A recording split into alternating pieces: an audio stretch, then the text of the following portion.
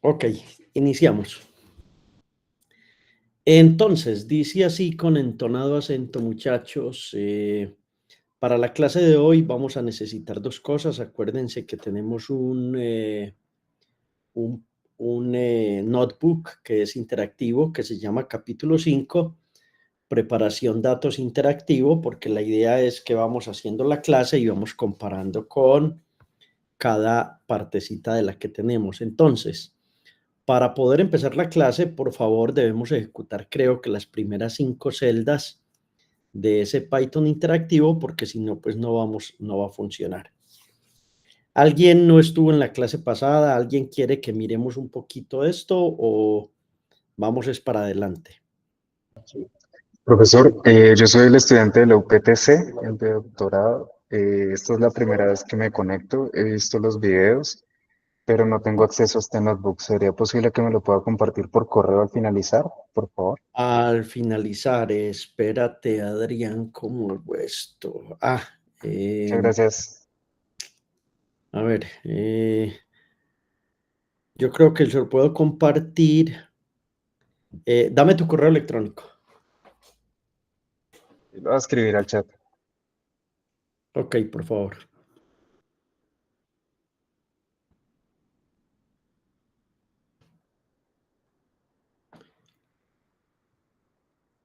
Listo. Vos estás en Tunja, ¿cierto? Sí, señor. Mm.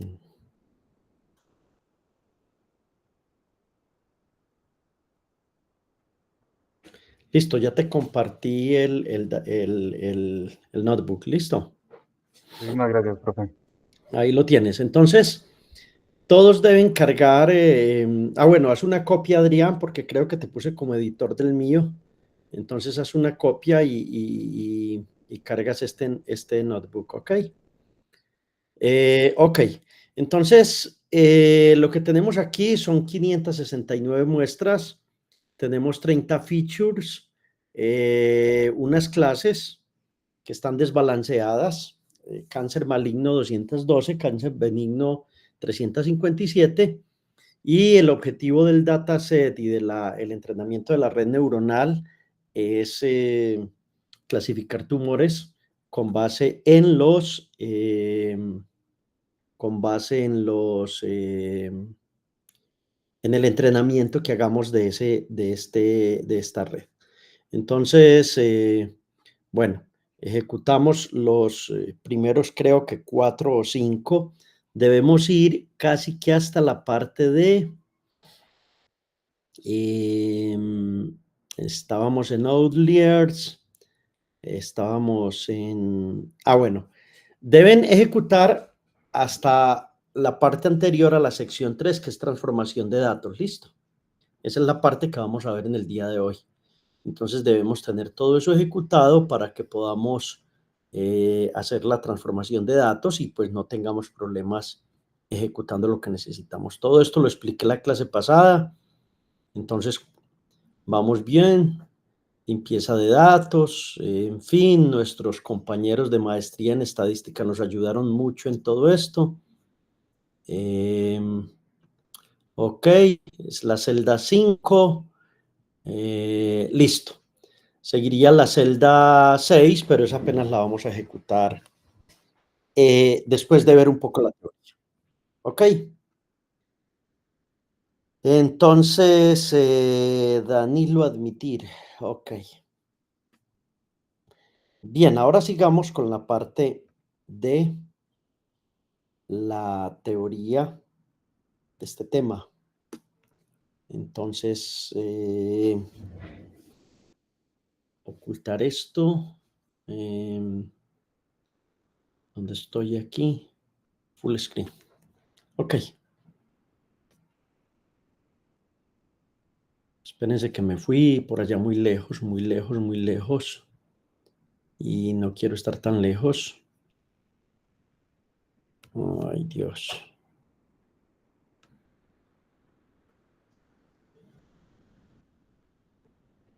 Aquí. Espérenme un minuto.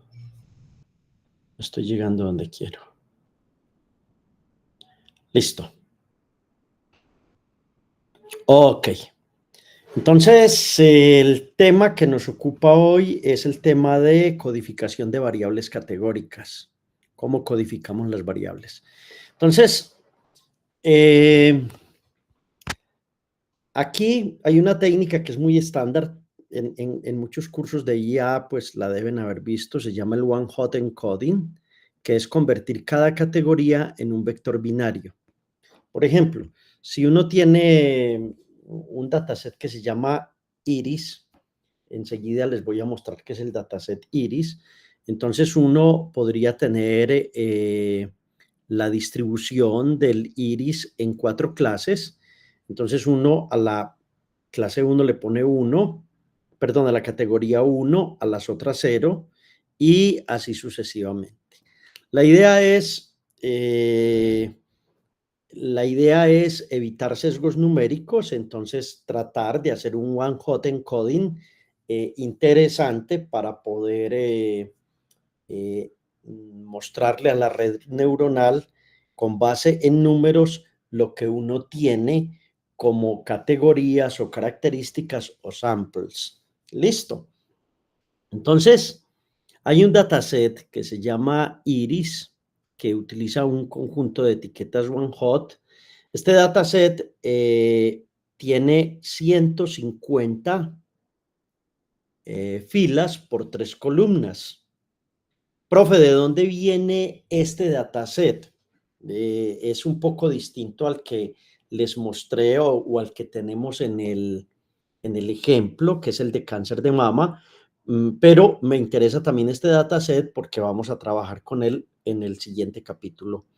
Entonces, en el dataset iris uno tiene 3 clases, cada clase tendrá una codificación. Hay una clase que es setosa, otra clase que se llama versicolor y otra clase que se llama virgínica. Y a cada una de ellas se le asigna esta codificación. Ya voy a mostrar lo que es el dataset iris para que la tengan como clara y pues puedan como entender qué es lo que muestra ese dataset para que entiendan esta otra parte que les estoy también mostrando. Entonces, digamos aquí, me voy a ir a ¿dónde carajos estoy? Espérense, muchachos, que Kairis especies. Exacto. Entonces, carguen por favor o busquen aquí en Kaggle lo que se llama dataset iris. Háganlo por favor en sus computadoras para que podamos discutir un poquito esto. Listo. La idea es la siguiente. Hay unas plantas que se llaman iris que con base en, tamaños, medidas, etcétera, etcétera, uno puede encontrar cuál es la especie de iris que uno tiene. Entonces, este es un problema de clasificación. La idea de clasificación es clasificar plantas dentro de 3 especies en este dataset, que es un dataset muy, muy clásico. Listo. Entonces, el iris fue usado en un paper muy antiguo de 1936. ¿Se imaginan lo antiguo que es? Ese paper se llamaba El uso de múltiples medidas en problemas taxonómicos y lo pusieron en el repositorio de Machine Learning de la UCI. Entonces, este señor va a incluir 3 especies de iris que tienen 50 muestras. Cada muestra con 50. Entonces, cuando ustedes vieron la matriz que yo les puse allá, les dije que tenía 150 por 3. Listo. Porque cada una tiene 50 muestras. Listo. Y el dataset lo que muestra son las propiedades de cada flor. Una flor es linealmente separable de las otras, pero hay dos que no son linealmente separables una de otra. Entonces, ustedes en Kaggle pueden bajar este dataset. No lo vamos a trabajar en el día de hoy, pero es un archivo CSV muy sencillito que tiene unas propiedades como las siguientes. Longitud, bueno, primero identificación, ¿cierto? ¿A qué planta de iris pertenece? Entonces esto tiene un identificador. Segundo, longitud del sépalo, ¿cierto? En centímetros. Tercero, el ancho del sépalo también en centímetros. Cuarto, longitud del pétalo en centímetros. Quinto, ancho del pétalo, perdón, también en centímetros. Y por último, ¿a qué especie pertenece? Entonces, ustedes van a ver que aquí van a aparecer unas especies: Iris setosa, Iris versicolor, y la última creo que es una Iris virginica. Listo. Entonces, con base en esos datos, un problema de clasificación muy estandarizado en redes neuronales es este de los tipos de las especies de iris que uno tiene. Listo. Entonces, ¿qué otra cosa les puedo mostrar? Miren, profe, ¿a qué se refiere lo del bendito iris? Entonces voy a mostrar esta página. Observen que son estas plantas, ¿cierto? Son estas plantas. Creo que son plantas gringas o europeas. Nosotros no tenemos de esas plantas aquí. Entonces lo que midieron fue estos valores aquí. Es decir, se mide este ancho. Listo. Espérense, yo pongo un lápiz, un bolígrafo. Entonces, se mide esto. Se mide esta longitud de acá. ¿Sí? Y eso es longitud de sépalo, pétalo, etcétera, etcétera. ¿Sí? Bueno, entonces, ese dataset, muchos lo deben conocer, entonces va a tener como las siguientes características para que lo vean. Digamos esto. Ese dataset dice así. Dice, vea, por ejemplo, la muestra identificada como 114 tiene una longitud del sépalo de 5.8, un ancho de 2.8, el pétalo mide 5.1 y el ancho del pétalo 2.4 y pertenece a la clase virgínica. Listo. El identificador 62 de ese dataset tiene estos valores y pertenece a versicolor, y este, por ejemplo, pertenecía a una setosa. Entonces, el dataset, pues son 150 muestras muy claras, y la idea es clasificar a qué pertenece cada una de estas especies. Listo. Longitud, sépalo y pétalo. Quiero ver esto. Yo me imagino que ustedes, ¿ustedes qué?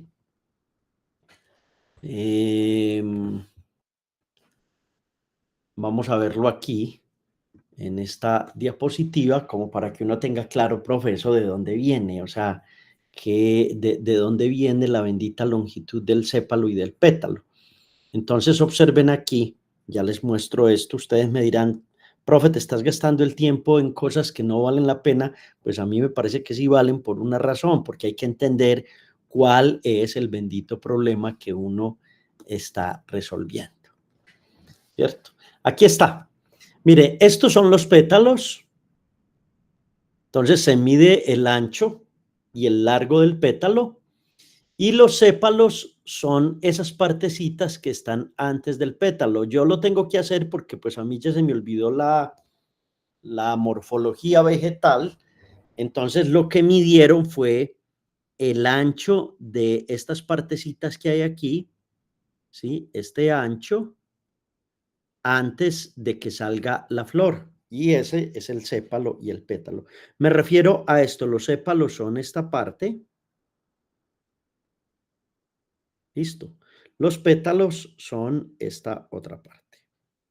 Queda claro, ahí no hay nada nuevo bajo el sol, entonces, profe, nos acabas de dar una clase de morfología, entonces vamos aquí, y aquí ya dice, ah, profe, yo ya sé de dónde vienen los 150 por 3, ¿cierto? Porque vamos a tener 50 de virgínica, 50 de la otra y 50 de la otra, y todo eso va a formar estas etiquetas que tenemos que poner aquí como one hot encoding para poder saber cuál es una u otra. Acuérdense que esta es la salida, ¿no? Esta es la salida. Al final, cuando entrenemos la red neuronal, esa es la salida, ¿cierto? Si sale este, entonces va a ser de un tipo, si sale este va a ser de otro tipo y si sale este va a ser de otro tipo. Pregunta para ustedes, esa neurona que hay al final que me está dando el Y, que en realidad pues es el Y que predice la red neuronal, ¿qué función de activación debe tener? Díganme. Esa es una pregunta interesante. ¿Qué función de activación hay en esa última neurona para un problema de clasificación?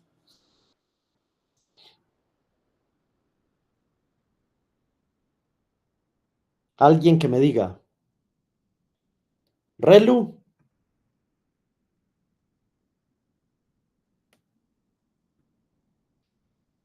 sigmoide, softmax, ¿cuál de ellas?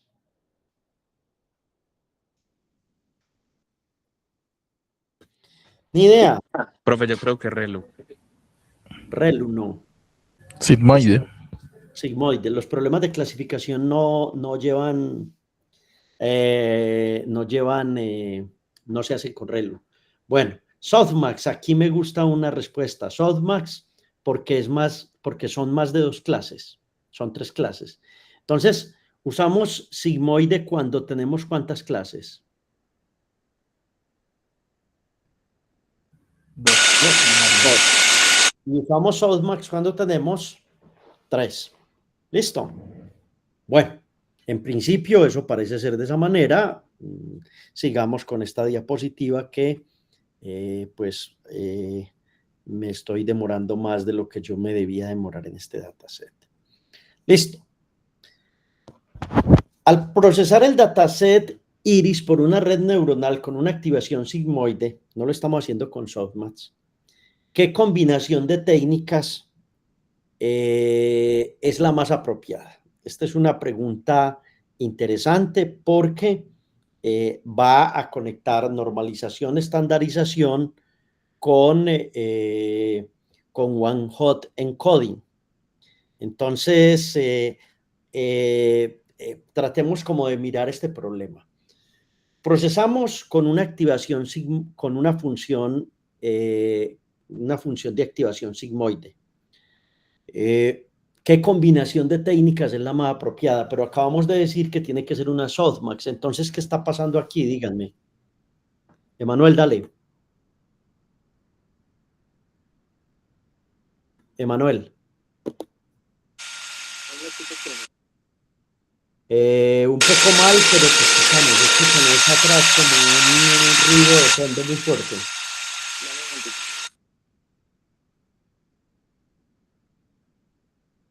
Tenés... No, profe, ya aquí mi pregunta iba más como también como hacia lo que va la pregunta 3, entonces como que Sí. esperemos un momento. Pues o sea, lo que yo tenía entendido era que nosotros usábamos las softmax en ese momento pues como para más de 3 clases, que es lo que tenía pues de la clase anterior, pero si deberíamos de utilizar esa, pues yo me imagino que sabiendo que usamos el one hot coding anteriormente, pues deberíamos de usar min y max y luego one hot coding, ¿no?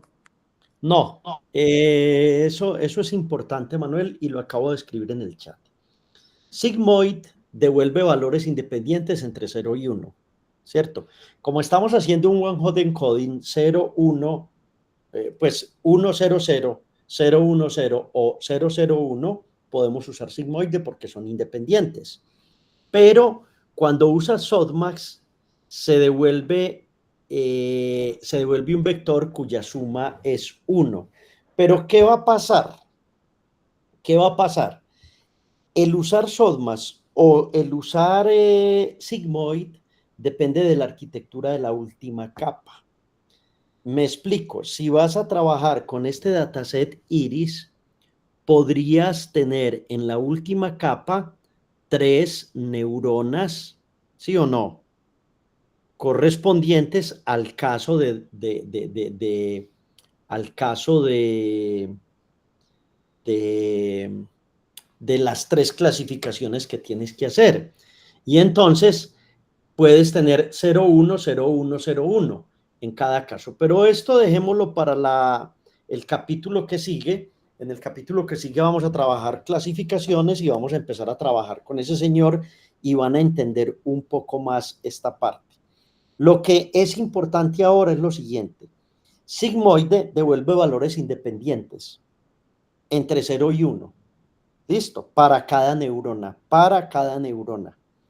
En cambio, softmax devuelve un vector cuya suma es 1, lo que significa que vas a tener 4 o 5 o 10 clasificaciones y la suma de las 10 debe dar 1 para que sumen la probabilidad como tal. ¿Estamos? De todas maneras, cuando veamos las funciones de activación, que es el tema que continúa, vamos a discutir un poco más toda esa parte. ¿Ok? Por ahora, vamos simplemente a decir que vamos a preprocesar el dataset Iris con una red neuronal con activación sigmoide. ¿Qué significa? Que uno puede tener esta capa, esta capa, esta capa, pero al final uno va a tener, digamos, 3 neuronas de salida para poder obtener o 1, 0, 0 o 0, 1, 0 o 1, 0, 0 de acuerdo a lo que uno entre aquí en esta parte, ¿cierto? Bueno, eso lo veremos en problemas de clasificación y vamos a hacerlo de una manera bien jalada. Por ahora, la pregunta que esto tiene es lo siguiente, o la parte interesante. ¿Qué combinación de técnicas es la más apropiada? Primero, ¿técnicas para qué? ¿A qué técnicas me estoy refiriendo aquí? ¿Técnicas para qué? La misma pregunta lo tiene. Para preprocesar el dataset. Exactamente, exactamente, Manuel. Las técnicas de preprocesamiento del dataset. Entonces, este señor me muestra 4 cosas. Ustedes no saben de las 4 cosas, pero empecemos como a mirar esto. Estandarización de datos y label encoding, ¿cierto? O sea que cada etiqueta la vamos a codificar. Min, max y one hot encoding. Sí, es la segunda opción. Tercera opción, no normalizar datos y label encoding. Y la cuarta opción me dice min, max y eliminar etiquetas. Pregunta para ustedes, ¿qué significa min, max?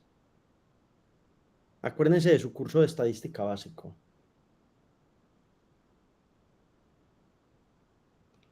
A ver, mis amigos que son de estadística o mi amiga, ¿dónde está? ¿Dónde está una amiga mía? Ah, no está en clase hoy, esta chica. ¿Qué significa min-max y qué significa one-hot encoding y label encoding? Díganme.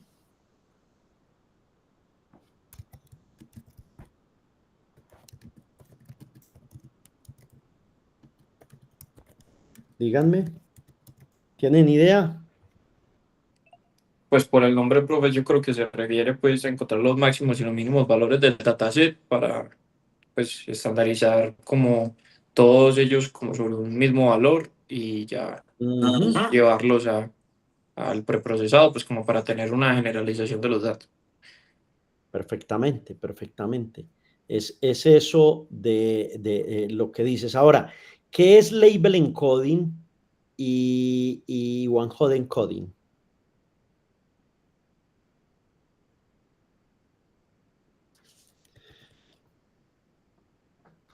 Ideas.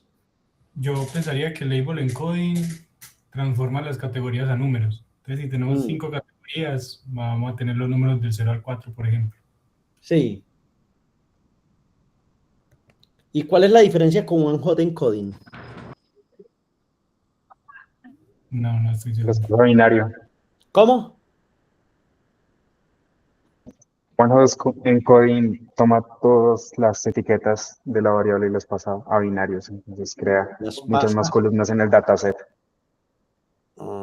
Es decir, que el label encoding, a ver, si entiendo lo que tú me quieres decir, uno tiene un conjunto grande en inteligencia artificial que es label encoding, ¿sí o no? Estamos. O sea, todas las etiquetas se deben codificar, ¿sí o no? ¿De qué forma? Hay muchas maneras de hacerlo y es lo que estoy intentando aprender. Pero parece ser que hay un subconjunto de label encoding que se llama como el one-hot encoding. Listo. Estamos. Es decir, las redes neuronales solo entienden números. Tengo que codificar las etiquetas. Todas las etiquetas deben ir codificadas. Codificadas. Listo. Y una de las técnicas de codificación es el one-hot encoding como tal. Entonces, en la diapositiva anterior, dale Luis David. Profe, sí, Juan Cody es pues lo que hace es como crear una variable indicadora, donde le pone 1, si la etiqueta cumple, pues ese, por ejemplo, color y 0 en otro caso, y así. Sí. Entonces, pues si hay 3 etiquetas, pues creará 3 variables indicadoras. Sí, claro. Claro. Label encoding aplica a todas las etiquetas. One-hot encoding es poner una etiqueta específica y organizar como en este dataset, que son 3 clases, ¿sí o no? Y poner 1, 0, 0, 0, 1, 0, pero en un problema de 5, en un problema de 10, se puede hacer exactamente lo mismo. Lo que quiero decir es, independiente del problema que tengas, cuando codificas con one-hot encoding, entonces tú pones esto aquí, aquí, aquí, supongamos que es una clasificación de múltiples clases y aquí tengo 2, 4, 6, 8 y la última sería esta. Entonces, cuando hago one-hot encoding, estoy armando una matriz, ¿sí o no?, de este estilo. ¿Estamos? Estamos. Eso es lo que quiero decir. Sí, Y señor. obviamente, pues aquí en el centro van los otros valores que uno tendría, que son los cambios de 1, 0, 0, 0, todos los demás. Bueno, tratemos de resolver esto. Ustedes no son expertos, estamos apenas aprendiendo, entonces miremos, profe, ¿cuál es la solución a esa pregunta? Resulta que min-max hace una cosa que es llevar todos los features al grupo 01, lo que hace que eso sea compatible con la función sigmoide. Y one-hot encoding codifica las 3 clases sin jerarquía numérica artificial. Entonces, la solución para un procesamiento de un dataset iris, de acuerdo a la pregunta, que tenga activación sigmoide, debe ser esta. Pero si la activación es otra, con seguridad me puede servir otra de las respuestas que tengo ahí. ¿Estamos? Entonces aquí, dale.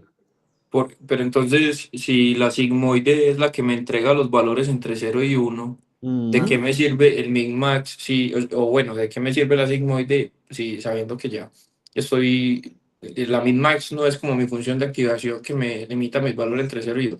No, esa pregunta suya es buenísima, mi estimado. Esa pregunta suya tiene papa y yuca. No es tan fácil. Aquí lo que quiero decir es lo siguiente.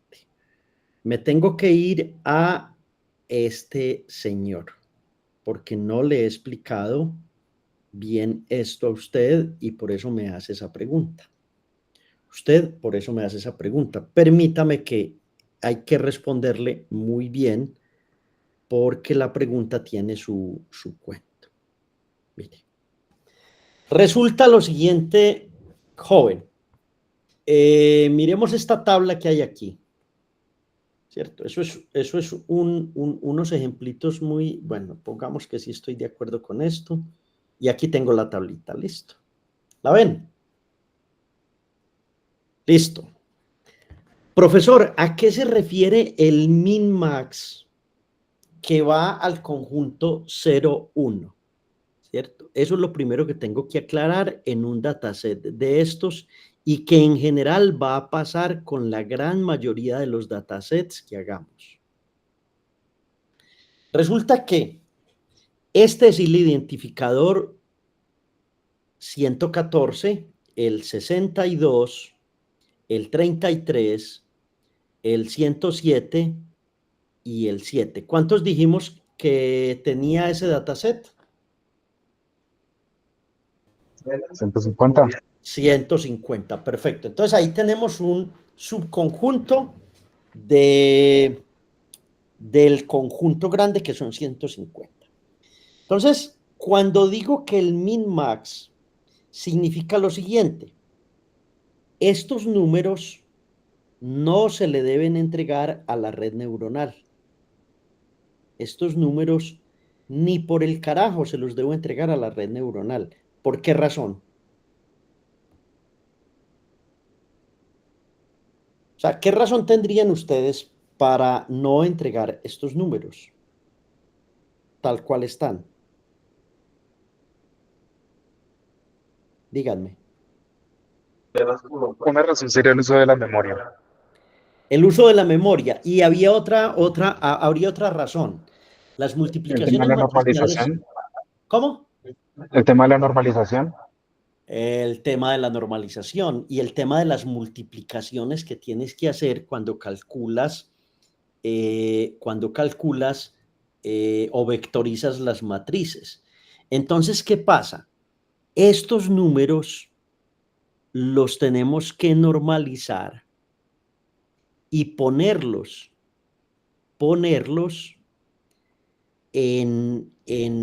o reducirlos a un conjunto que es el conjunto min-max.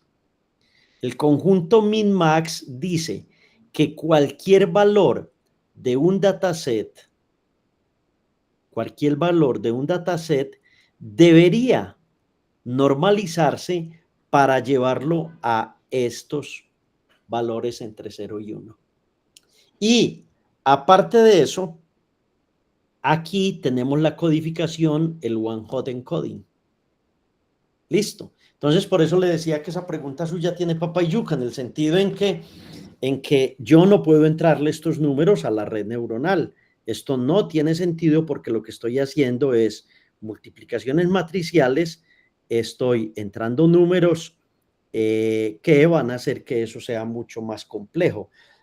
Entonces lo que hago es una normalización para que esto vaya a estar en este conjunto. ¿Cómo normaliza uno eso? Díganme, ¿alguien tiene idea? Díganme. Es Para el dato. normalizarlo, ¿Sí? puede ser con L1 o con L2, las normas que no conozco. Bueno, me imagino que a cada uno se le resta el mínimo y se divide entre el rango, como que haciendo que el valor mínimo ya sea cero y el valor Mm, máximo que había en el dataset se convierta en uno. O también, exactamente. Lo que hay que hacer es una cosa que es la siguiente. El X nuevo de normalización es el X menos X mínimo. O sea, X normalizado va a ser igual al valor que tiene el dataset menos el X mínimo, ¿sí o no? ¿Y cómo lograrían que quede entre 0 y 1? Hay que dividir por qué. Díganme. Por el rango, Por el rango que es ¿cuál? el máximo menos el mínimo. El máximo menos el mínimo. X max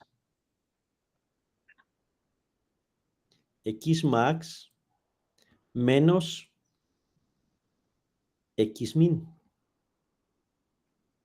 Entonces, esto es una técnica importantísima que me permite que yo tenga este valor normalizado, ¿sí? O que pueda normalizar este conjunto de valores. ¿Listo? Entonces, observen que tengo que hacer un poco de trabajo para convertir el dataset en lo que yo necesito. No está tan fácil, no es tan simple como la gente piensa. La gente habla de inteligencia artificial y dice, no, es que eso es muy elemental o eso es muy fácil hacer ese tipo de cosas. No, no, no. Aquí el gasto de energía que tenemos es muy grande porque justo tenemos que hacer ese tipo de de trabajos. Listo. O sea, luego tenemos que garantizar que estamos de verdad logrando que el dataset cumpla con unos estándares para que no entremos basura y no saquemos basura. Listo. Bien, ¿qué otras técnicas existen para esto? Hay cosas diferentes que nos van a permitir lograr obtener buenos datos. Pero por ejemplo, en problemas de clasificación es maravillosa. Y en problemas de regresión ya tenemos que hacer otro tipo de cosas. En redes neuronales profundas hay que hacer otro tipo de técnicas y en redes neuronales recurrentes y LSTM se utilizan técnicas un poco parecidas, pero que también pues son un poco distintas a estas. Entonces hay que ir como cuando empezamos con las redes neuronales. Profe, ¿cuál es la mejor? No, vas a ir mirando, vas a ir aprendiendo a medida que vas trabajando con cada una de estas técnicas como tal. Bueno, 5:40, 10 minutos de descanso. Nos vemos en 10 minutos. ¿Estamos?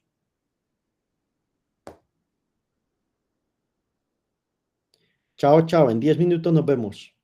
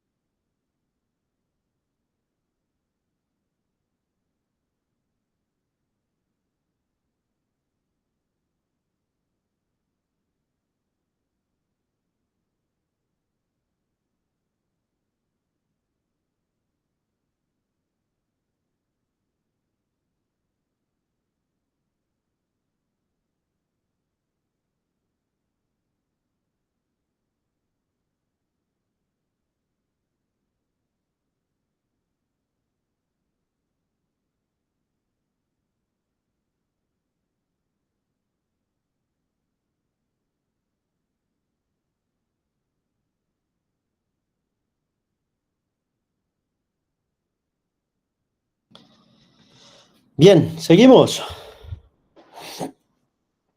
¿Seguimos o no seguimos? Bueno, me devuelvo a esta pregunta por una razón. Aquí yo creo que quedaron varias preguntas en el aire. Profe, ¿cuál es la diferencia entre normalizar datos y estandarizar datos?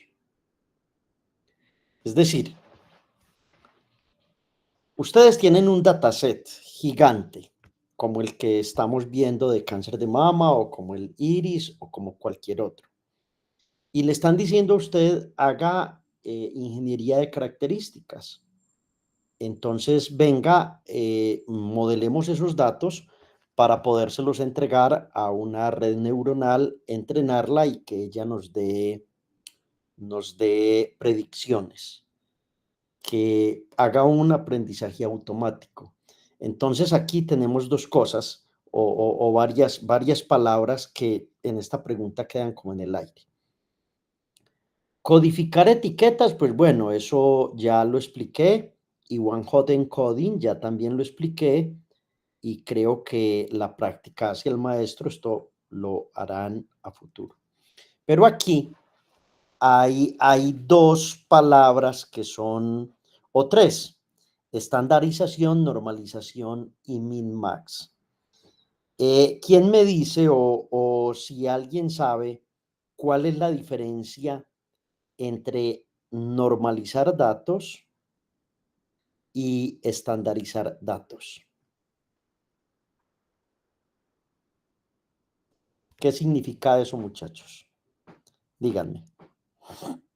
La estandarización es mapear los límites al intervalo 0,1, como lo vimos ahorita, y la Claro. normalización implica utilizar una norma vectorial, por ejemplo, norma L1, norma L2 o cualquier otro tipo de norma, y aplicarla sobre todo el conjunto de datos. De manera que cuando se aplique algún tipo de operación sobre dos vectores, eh, eso esté también normalizado. O sea, que al aplicar la norma de uno, no necesariamente remapear el intervalo. A ver, hay una cosa que es clara. Normalizar cambia el rango de los datos. Estandarizar cambia la forma de distribución de los datos. Es decir, la estandarización va a centrar los datos. Listo. Entonces la pregunta para ustedes: min-max, hacer un escalado por min-max, ¿es una normalización o una estandarización?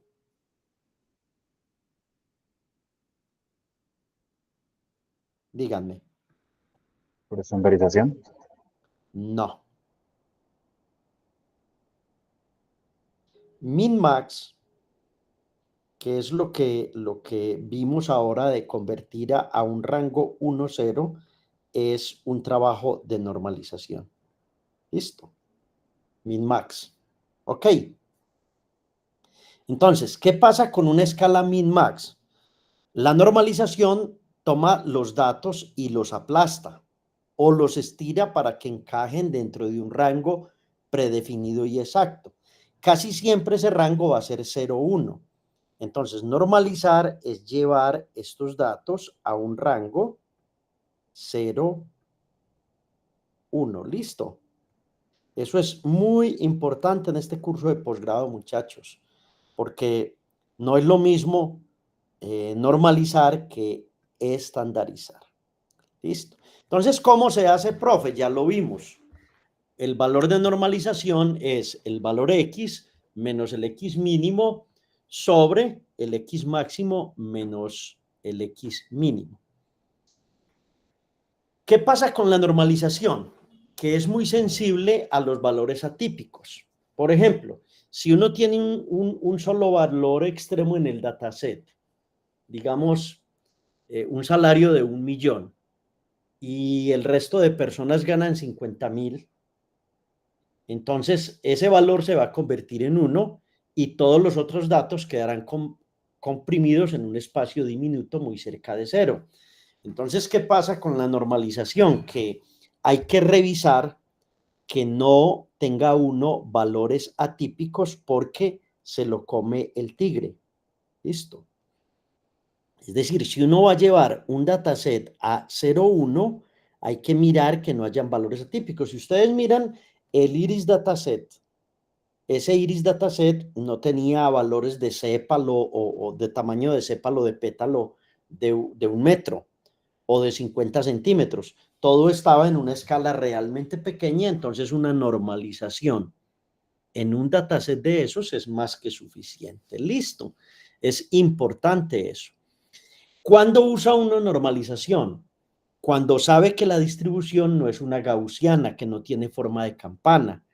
Cuando el algoritmo requiere que los datos estén en una escala estricta, por ejemplo, en redes neuronales o procesamiento de imágenes donde los píxeles van de 0 a 255 en escala de grises, o en algoritmos basados en KNN, en vecinos más cercanos K, si uno no tiene valores atípicos extremos. Ahora hablemos de estandarización. Dijimos que la estandarización es reorganizar los datos. Entonces, ¿cómo reorganiza uno los datos? Acuérdense de la clase pasada. ¿Cuál es la técnica aquí más utilizada? Z-score. Z-score, ¿cierto? ¿Por qué? Cuando estandarizamos, el Z-score va a ser nuestra regla maestra que nos va a permitir jugar con dos cosas. Jugar con ¿cómo lo decimos? La estandarización no garantiza un rango de 0 a 1. En su lugar, lo que hace es reorganizar los datos para que tengan una media de 0 y una desviación estándar de 1. Listo. Media 0, desviación estándar de 1. Es decir, que va a convertir los datos en lo que discutimos al final de la clase pasada. ¿Cuántas desviaciones estándar se alejan de la media? Listo. Entonces uno lo que tiene es que calcular el Z-score. Dijimos la clase pasada que los valores fuera de rango, los outliers, los maneja mucho mejor porque no está forzada un límite de 0 a 1. Los valores límites seguirán siendo extremos, tendrán un Z-score alto, pero no aplastan ni distorsionan el resto de los datos como ocurre en la normalización. Listo.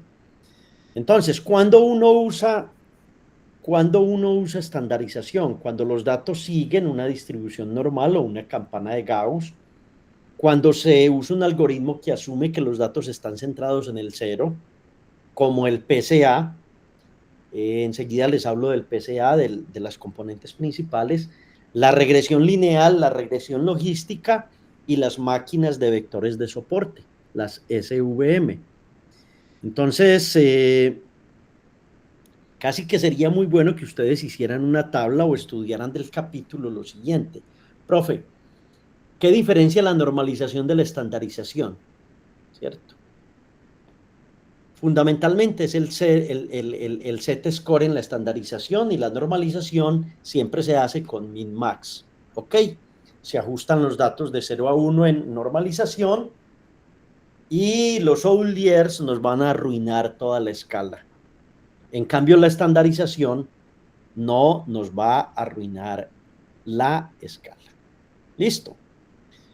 Profe, si yo estoy dudando, tengo un dataset que me entrega mi jefe y no sé cuál de los dos, no sé si normalizar o estandarizar, ¿qué harían ustedes? ¿Cuál creen que se comporta mejor? ¿La normalización o la estandarización?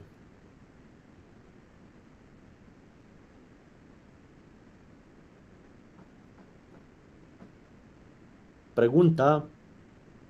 La normalización, porque achica los límites. No, Adrián, no. Cuando uno tiene dudas respecto a un dataset, no está seguro, no tiene nada claro, le entregaron algo en un examen y van a evaluar qué tanto tú sabes, lo mejor que puedes hacer es esto: una estandarización usando un Z-score. Listo, es lo mejor. Ese va a ser el amigo número 1 cuando quieres hacer eso. Siempre debes empezar por la estandarización. Suele comportarse mucho mejor en la mayoría de los escenarios del mundo real porque, ¿cuál es la razón? Porque los valores atípicos los va a manejar de mejor forma. ¿Listo? ¿Estamos?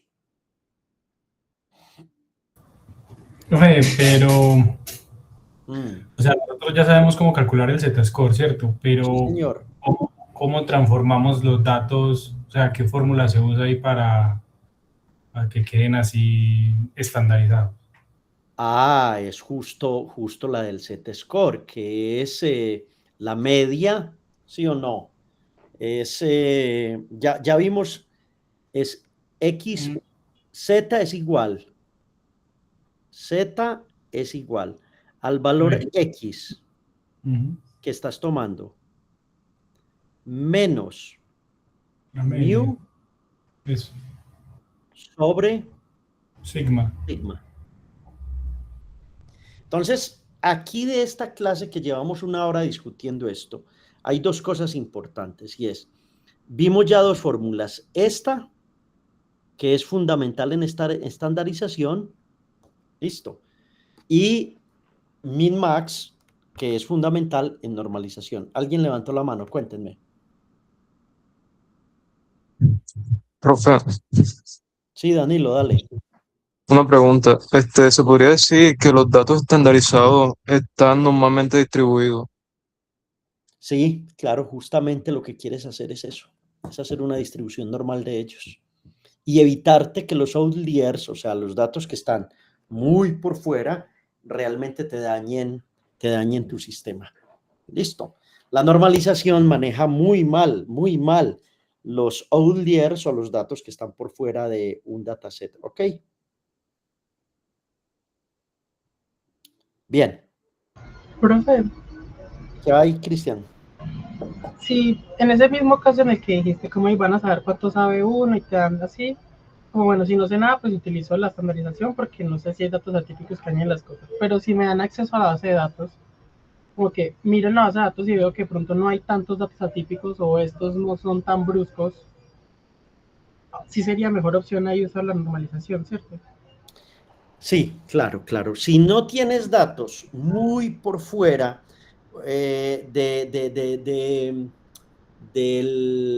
miren, la mejor forma de verlo es en el notebook que les pasé. Ya lo voy a mirar el notebook porque justo de eso es que vamos a hablar enseguida. Voy a borrar esto, voy a compartir. Ya te voy a mostrar, Cristian, cómo es. Dale, gracias. Aquí estoy, vea. Bueno, me va a tocar reconectar esto. Entonces, aquí, observa esto. Aquí estábamos con datos médicos y entonces hubo una discusión al final de la clase pasada donde mirábamos los outliers por Z-score, ¿cierto? Y encontrábamos que habían 8 datos y unos outliers por una técnica que se llama IQR habían 36. Entonces lo que hay que analizar es qué datos realmente se están yendo por fuera, cuáles. Y eso lo obtienes justamente graficando el Z-score. Listo. Y mirando un histograma con los límites del Z-score. Entonces, casi que el dataset que tengas, preocúpate por hacer esto. Calcular el Z-score y hacer un histograma.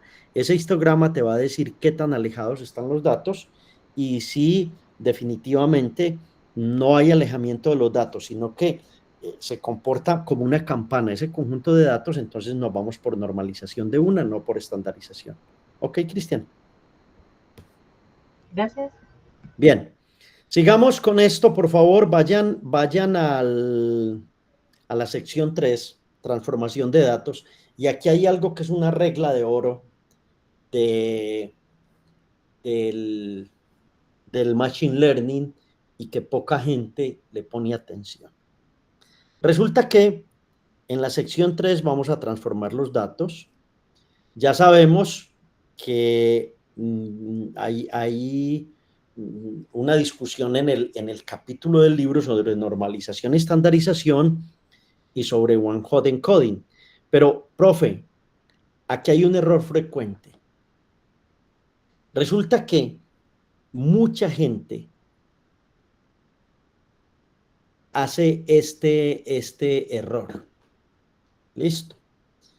Primero escala y luego divide. ¿Qué significa escalar, dividir? ¿Tienen idea, ingenieros?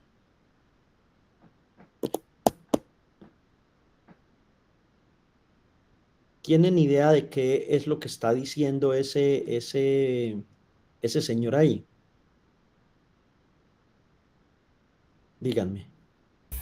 Pues que primero divide entrenamiento y prueba, Sí. y luego hace la estandarización. Luego hace la estandarización. Ok, muy bien. Muy bien. A ver. Vamos a discutir eso en profundidad. Hay una regla de oro en Machine Learning y es, si normalizas o estandarizas tus datos antes de dividirlos en datos de entrenamiento y de prueba, está uno haciendo trampa sin darse cuenta. Ese error se llama fuga de datos. ¿Tienen idea por qué? Creo que en el primer trabajo había algo sobre eso y era como que la fuga de datos hacía que estos datos pasaran también como a cuando vamos a hacer las pruebas, entonces era como si el sistema ya conociera algunas respuestas a la hora de probar los datos. Claro. ¿Por qué ocurre la fuga de datos? Cristian, tienes toda la razón. La fuga de datos empieza de la siguiente manera. El algoritmo toma una columna y aplica el z-score. El z-score es x menos mu sobre sigma. Mu es la media de la columna y sigma es la desviación estándar. Si uno escala antes de hacer el split, o sea, de dividir, el algoritmo va a calcular esa media y esa desviación mirando todo el dataset. Eso significa que está utilizando información de las filas que más tarde va a usar para evaluar el modelo. Esto. Cuando uno finalmente entre en el modelo, los datos de entrenamiento llevarán escondida información global sobre el set de prueba. Es como, muchachos, es como darle a un estudiante las respuestas de un examen final para que estudie. Es claro que el hombre va a sacar 100% en la prueba, pero cuando salga al mundo real, fallará porque en realidad no aprendió, solo memorizó el contexto. Listo. El modelo, si ustedes hacen eso, el modelo va a tener una precisión increíble, pero va a sufrir de lo que denominan overfitting en producción. Listo. ¿Me entienden lo que estoy queriendo decir o no? Entonces, cuando uno quiere evitar fuga de datos, el set de prueba debe ser tratado como si fuera el futuro o datos que aún no existen. No creo que me hayan entendido muy bien esto. Vamos a borrar esto. Ustedes tienen el dataset. ¿Cierto? Aquí está el dataset. Entonces, el dataset, yo les dije que se dividía generalmente en 60, 20 y 20. Listo, eso es lo estándar en el mundo normal. Ok. Este 60 es con el cual vas a entrenar el modelo. Si el modelo tiene problemas y no logra convergencia, entonces usas este otro 20% porque nunca se lo has dado al modelo. Y entonces él te va, con ese 20% de prueba, vas a poder mejorar el modelo. Y este otro es la evaluación, si el modelo realmente aprendió o no aprendió.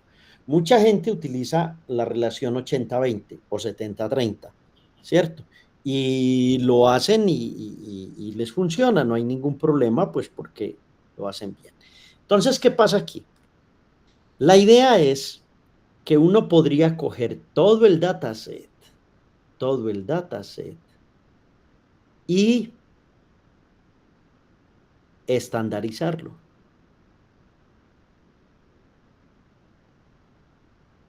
¿Es eso correcto o no es correcto?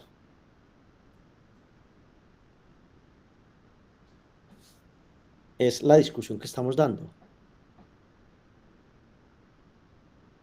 Cojo todo el dataset y lo estandarizo o primero hago el split. El split. ¿Primero qué? El split. Primero tengo que dividir. Primero tengo que dividir. Es decir, muchachos, ustedes cogen el dataset. Esto no se lo dicen a uno en la mayoría de los cursos de IA y no lo tienen en cuenta las personas. Usted coge el dataset, lo divide en los 3 grupos. El grupo grande, el grupo pequeñito y el otro grupo pequeñito. Listo. Entrenamiento, test y evaluación. Y pruebas, perdón. Pruebas y evaluación. Eso es lo que hay que hacer. Ahora, ¿cómo va a escalar usted? ¿O cómo va a estandarizar? Usted tiene que sacar el Z-score, ¿sí o no? Entonces, ¿qué hace? Saca el Z de este, el Z de este y el Z de este. Esas son puras preguntas de certificación en inteligencia artificial, muchachos. Cuando uno se va a certificar en AWS, con esto, le hacen ese tipo de preguntas, ¿cierto? Le hacen ese tipo de preguntas como, venga, esto se hace de esta manera o cómo se hace. Díganme, ¿qué piensan ustedes? Piénsenlo. Piénsenlo. Alta costura, eso no es elemental dentro del entrenamiento de un modelo. Mucha gente enseña a entrenar un modelo sin enseñar todas estas cosas y claramente el modelo no va a funcionar o el modelo funcionará como una receta fantástica que ya está aprobada, pero no cuando usted llega a una empresa a trabajar. Cuando usted llega a una empresa a trabajar va a tener verdaderos líos. Entonces, ¿qué hago aquí? Díganme, ¿cuál es la receta? Primero tenemos que evitar la fuga de datos. Préstenme atención, por favor. Hay que evitar la fuga de datos. El set de prueba debe ser tratado como si fuera el futuro o datos que aún no existen. Entonces, ¿qué pasa, jóvenes? Esto que ustedes cogieron aquí y que dividieron, esto lo dividieron, digamos, en esta parte. Esto es como si no existiera, listo. Entonces, no existe. No existe. Listo. Si eso no existe, entonces la estandarización se hace sobre cuáles datos. Diles que estamos en cursos de posgrado, estamos viendo alta costura, esto es un curso así elegante. Entonces la estandarización la vamos a hacer sobre cuáles. Sobre el entrenamiento. Sobre todo esto, muchachos, sobre todo esto. Ese es el primer error que comete uno en la vida. Ese es el primer error. Ahora, profe, no voy a estandarizar, voy a normalizar. Entonces la normalización se hace sobre ¿qué? Sobre los datos de entrenamiento.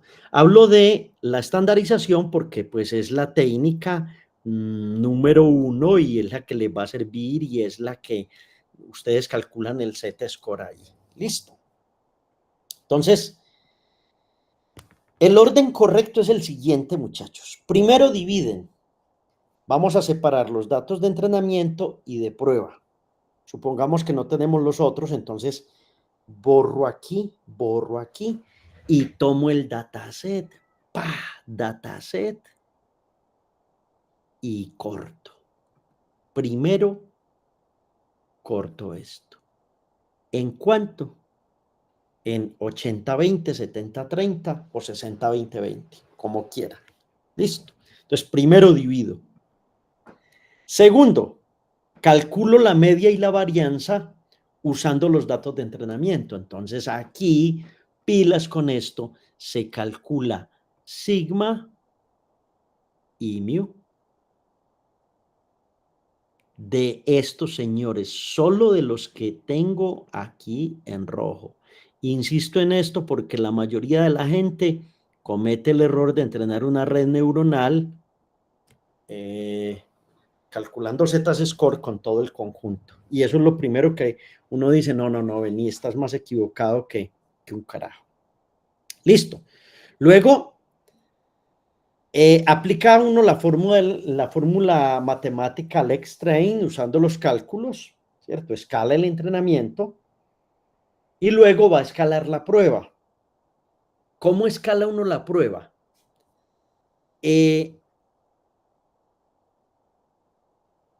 Escalar el X-test se puede hacer utilizando la misma media y variancia que hizo uno en el 2, pero no vuelve uno a calcular la media del set de prueba. ¿Sí me entienden? O sea, lo que hay que evitar es que esto y esto afecten este asunto. Dale, Mateo. Entonces, ustedes no Profe, pueden... Dale. pero una duda ahí es que, pues yo tengo entendido que el Z-score se hace con la medida y la varianza respecto a todos los datos, incluyendo los de prueba. ¿Esto es No, equivocado o no? no. Eso es lo que estamos Listo, evitando. Eso es lo que listo, tenemos que profe. evitar. Pero Porque, ¿sabes entonces se qué? utiliza ese mismo para después. Claro, no. La media no se utiliza después. ¿Listo? Espérate. Yo pongo un color Ok. diferente. O sea,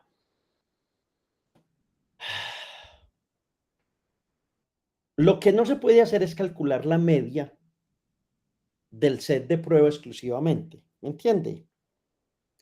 Es decir, a ver cómo se los digo. Yo creo que me va a tocar hacer un ejemplo con ustedes tomando un dataset y mostrándoles las dos cosas en un Jupyter Notebook de manera distinta. Listo.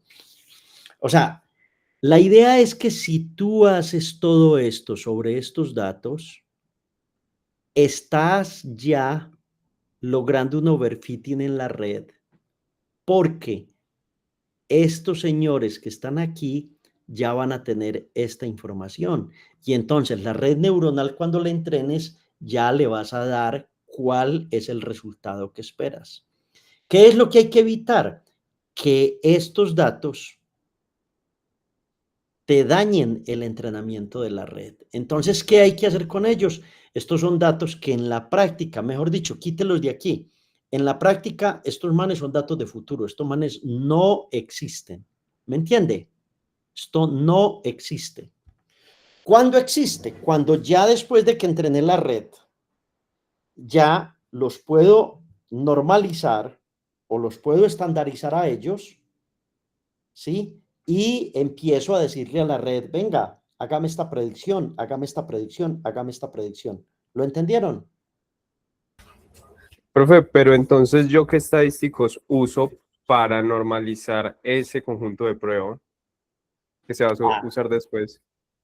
esa es una buena pregunta. Lo que uno puede hacer, usar como estadísticos, a ver, ¿cuál es la idea? ¿Cómo te lo digo? Lo que uno tiene que hacer es escalar el X-test. Y uno puede usar la media y la varianza que calculó A ver, ¿por qué es que se pudren los datos? Venga, que es que la respuesta necesita más elaboración. Su pregunta no es sencilla, su pregunta es más compleja. O sea, esto necesita más elaboración. En el sentido en que creo que lo que usted me está preguntando es esto. Profe, estos datos están a futuro, entonces yo cojo esta media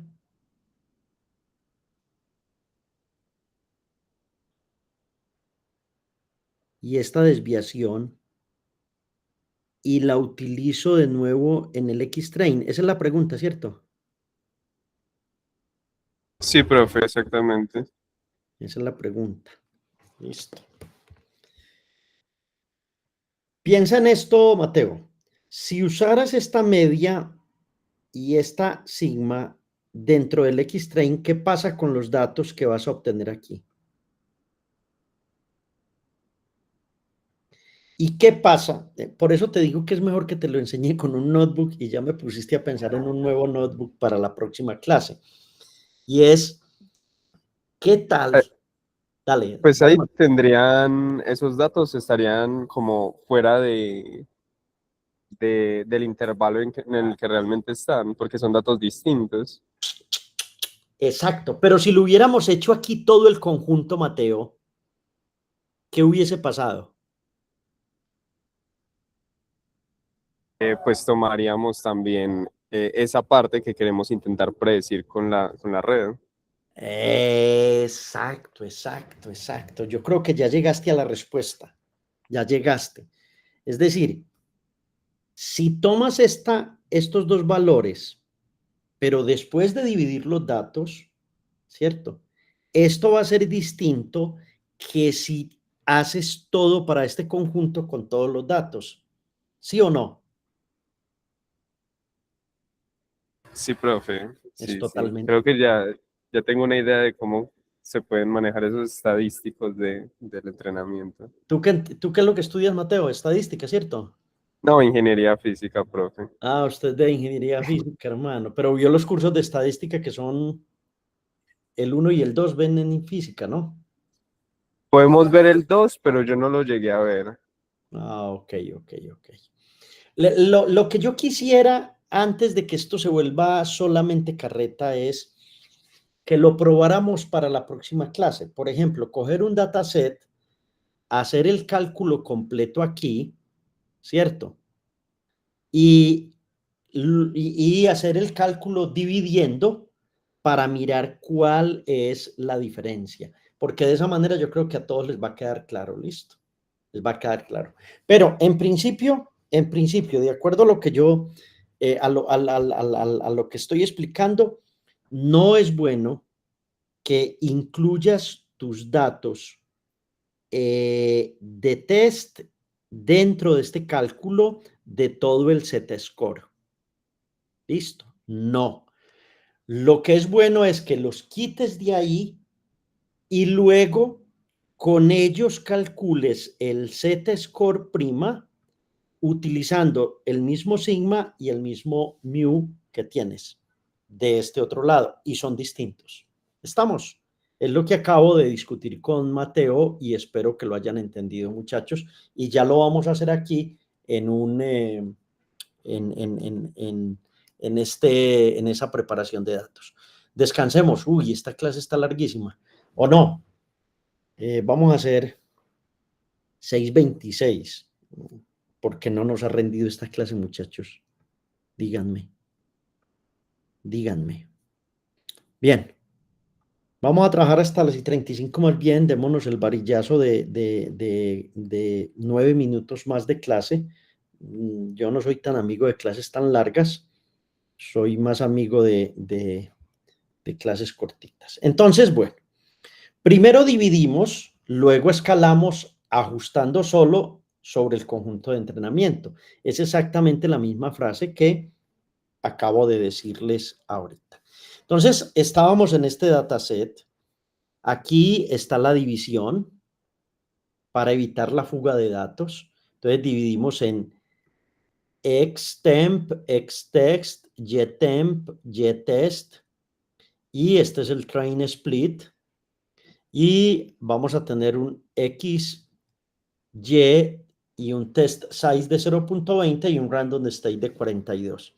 Y luego vamos a dividir en estos otros valores. Listo. Ok. Vamos a tomar valores aleatorios y distribuimos en un 60-20-20 para este dataset. Entonces lo que va a ocurrir aquí es lo siguiente. Ustedes van a tener xtrain, xval y xtest y van a tener 3 tipos de muestras. Eso va a garantizar una proporción de clases y vamos a tener la división entre maligno, benigno como tal ahí. No sé si esto me funcionará, pero miren esto.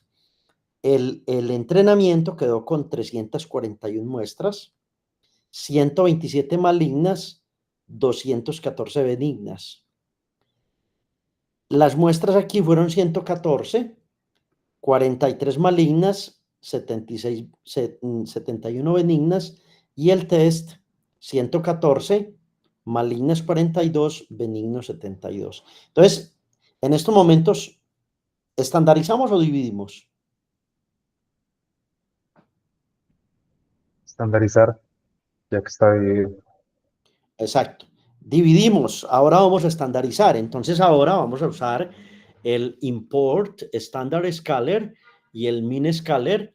Y entonces vamos a hacer una comparación de las dos técnicas, porque el profe se gastó una clase discutiendo una cosa que yo no sé si ustedes sabían o no sabían, pero para mí es fundamental en inteligencia artificial, en procesamiento de imágenes, en redes neuronales convolutivas. Bueno, vamos a comparar min-max con z-score. ¿Qué estamos comparando? ¿Qué estamos comparando ahí? Alguien que me diga. Estandarización y ¿Soluciones? normalización. Y normalización. Perfecto, perfecto, porque estamos aprendiendo, entonces nos estamos dando esto. Entonces, miren esto. Hacemos una estandarización y un scaler, ¿cierto? Pero lo vamos a hacer con los xtrain. Y visualizamos qué va a pasar con la media, qué va a pasar con el min-max, qué va a pasar con el z-score, cuando mu es 0, cuando sigma es 1, comparamos el escalado y hacemos estadísticas después del z-score, porque queremos saber, profe, ese dataset se funcionará mejor estandarizado o normalizado, no sabemos. Listo. Luego, miren lo que se hace en la parte final. Aplicamos z-score a todos los conjuntos, pero tienen que mirar en esta parte, porque es fundamental qué fue lo que realmente se hizo y si se hizo como queríamos. Al ejecutar, ustedes van a encontrar estas 3 gráficas. Esto es el valor original, cómo están todos estos, cómo se escala con min-max, ¿cierto? Aquí, cómo está en z-score, hay que entender bien estas gráficas. Listo. ¿Cuál es la desviación estándar? Y aquí el scaler está ajustado en train, aplicado a valia test, pero sin fuga de datos. Casi que ustedes me dirán, uy, profe, te tiraste una clase para explicarnos dos ¿qué? Dos celdas de NumPy, efectivamente, pero si supieran lo importante que es esto, si supieran que esto es una de las cosas que a uno le debe quedar en inteligencia artificial, si supieran que esto es de verdad fundamental, dirían, carajo. Ahora, quiero que hagan una cosa. Para la próxima clase, ustedes me van a tomar estos datos y me van a hacer como como un análisis de esas tres gráficas. Listo, a cualquiera de ustedes le voy a preguntar sobre el análisis de estas gráficas, ¿cierto? La original no es tan importante, pero, profe, o le puedo preguntar cuál es la diferencia entre una y otra y por qué usar una y otra. Listo. Observen la escala, el valor aquí y observen el valor aquí. Observen este rojo aquí, observen este rojo aquí y estas dos líneas amarillas y por qué en ambos casos está más menos 3 sigma. ¿Por qué es tan importante más menos 3 sigma en un Z-score? Yo sé que muchos no son unos puertos en estadística, pero esto es vital en estadística. ¿Estamos? ¿Alguna pregunta hasta ahí? Bueno, me quedan 2 minutos de clase. En 2 minutos de clase voy a enseñar algo y les voy a mandar un video que necesito que vean porque ese video a mí me encanta. Yo aprendí mucho de ese video y es esto. Es un señor de Carolina del Norte que el hombre enseña IA de una manera genial. Y es PCA, análisis de componentes principales. ¿Quién me dice para qué sirve el PCA?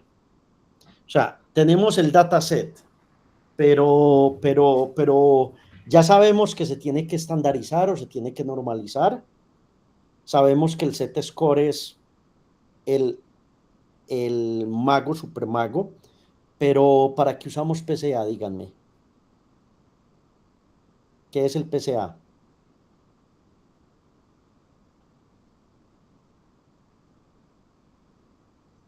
¿Quién me dice?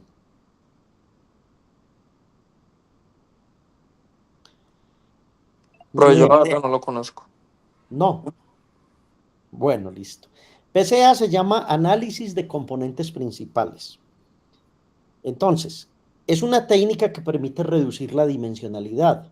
Básicamente toma un dataset que tiene muchas columnas y las comprime en un conjunto más pequeño de componentes principales, buscando perder la menor cantidad de información posible. Uno debe usar PCA en un dataset cuando tenga los siguientes problemas. 1. Demasiadas variables, o sea, una alta dimensionalidad. El dataset tiene decenas, cientos o miles de columnas. Entonces, los modelos de Machine Learning se pueden volver muy lentos y propensos al sobreajuste. Lo que hace PCA es que reduce ese ruido. Lo otro, hay multicolinealidad, es decir, variables muy correlacionadas. Si uno tiene muchas variables que miden cosas similares y se mueven juntas, entonces no se necesitan todas. PCA, el análisis de componentes principales, las combina en una sola característica sin redundancia. Tercero, necesito visualizar los datos. Los humanos solo podemos ver datos en 2D o 3D. Nosotros no somos capaces de ver el espacio latente como lo ve la inteligencia artificial. Entonces, si uno tiene un dataset de 15 dimensiones, uno puede usar el análisis de componentes principales para reducirlo a 2 o 3. Listo. Eso permite que uno los grafique, encuentre patrones, clústeres, todo lo que uno quiere. Listo. Profe, quiero acelerar el entrenamiento de un modelo. Entonces, menos datos basura o menos datos redundantes significa que los algoritmos van a entrenar más rápido y requerirán menos memoria. Entonces, hay un video, espérenme, yo lo pongo, youtube.com, no lo voy a poner aquí, se lo voy a mandar. Se llama StatQuest, creo que es que se llama este señor, con Josh Starmer y StatQuest, aquí está. Este video. Ya les voy a decir, les voy a mandar a compartir ese video, también se los voy a mandar por el Classroom. Entonces aquí lo tienen, quienes pues no puedo tener en el Classroom porque el Classroom está solo para Google Lunar, pero la tarea para la próxima clase es ver este video, listo, de StatQuest, que es muy muy bueno y les va a enseñar todo lo que ustedes necesitan de esto. Bueno, jóvenes, ¿qué tal si nos vemos el miércoles entonces? ¿Les parece? Listo, profe, muchas gracias. Bien, se cuidan, chao. Muy Que bien, hasta estén muy luego. bien y Gracias. el profe se puede quedar un momentico, sí, Camilo, claro. Laura, chao, que estés bien. Pero yo también necesito comentarle algo. Que Adrián, es que sus correos son como tan particulares, hermano. Perdóname todo eso. No se preocupe, hermano. Lo que pasa es que de acá adentro. Espérate, Listo, listo. espérate, yo paro la grabación, detengo la grabación para que podamos hablar. ¿Listo?